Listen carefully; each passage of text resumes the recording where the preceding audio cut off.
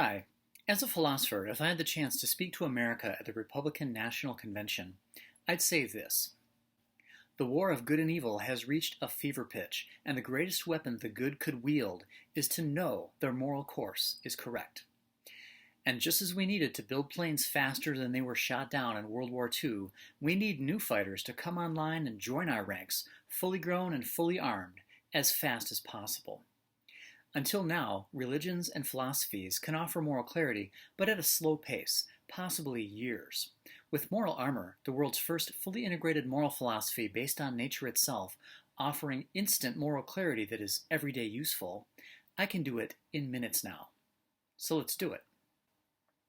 Mankind's practical moral standard, which we gauge our actions by, has always been life and death. Life-furthering action versus life-taking action. This is universal and correct, as seen in Roman to English common law for centuries.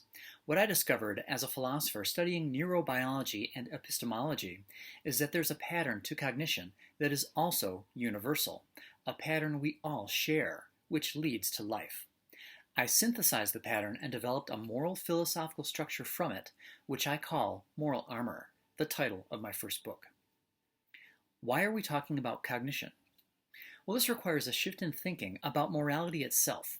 Most think morality is about social interactions, a kind smile, a shared seat, helpful conduct between men. My breakthrough as a philosopher was discovering that morality is not primarily social. The social aspects are stage 2, not stage 1. Morality originates in the relationship between individuals and existence itself, in doing what nature requires of us, which has at its root our pattern of thought. Those consistently choosing life-furthering actions are the moral in this world.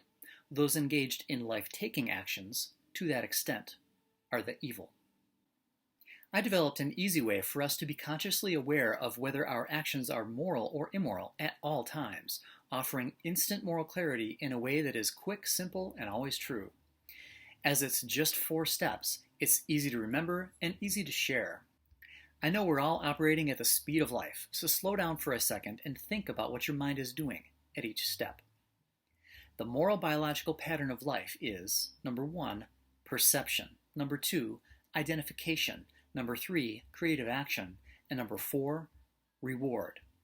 We see, we understand, we take action, and we get a result. These same steps recur on a micro level and a macro level in everything we do all day long, every day of our lives. From getting a drink of water to hitting the brakes of a car to running a business, each element of our thought process can be broken down and identified as furthering life or being harmful to it.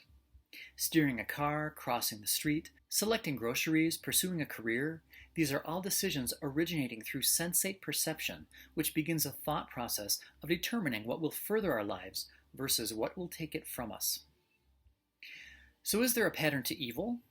Yes, there is. Just invert the pattern of life. Number 1, panic. Number 2, evasion. Number 3, destructive action. And number 4, penalty.